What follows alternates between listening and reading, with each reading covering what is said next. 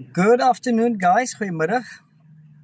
I saw something very, very interesting this morning, and it actually got me thinking, and it made me very excited for what's happening in certain departments um, within government, right?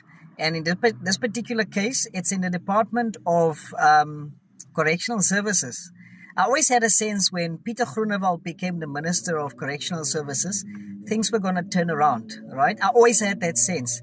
And what is interesting is that I used to think that you call it the Department of Correctional Services.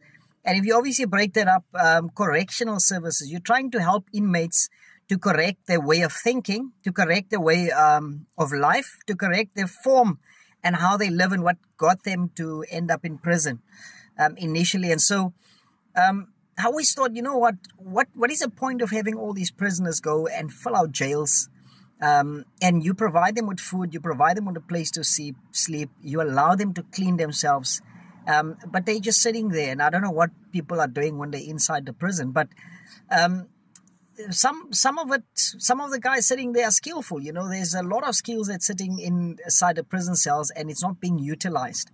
There's a lot of manpower within the cells that are not being utilized. And so I looked at this and I thought, you know what?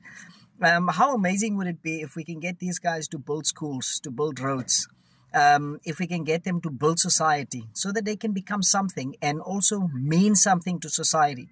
Because yes, while they might be there for an offense, they can now actually use their time to correct their way of action and actually see if they can repay society in a good sense. And so what Peter Groenewald has done, apparently he's now opened 13 bakeries within prisons already.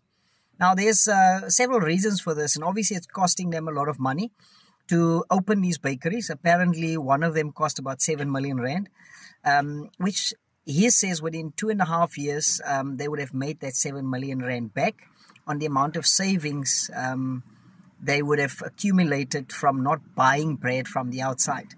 They make these loaves of bread at about, I think it's 8 rand a loaf, where it's from outside when they source it in through tenders and whatever, it's 23 rand a loaf. So obviously they're saving a lot. And bread is one of your main nutritional values for them in prison. They use quite a lot of bread. And I love that concept. And I'm like, my goodness, who would have thought of that? I mean, that is so amazing. So what they do is they get the inmates to bake the bread. They give them the skills. They get certification, guys, as bakers when they are part of the program, and they get to understand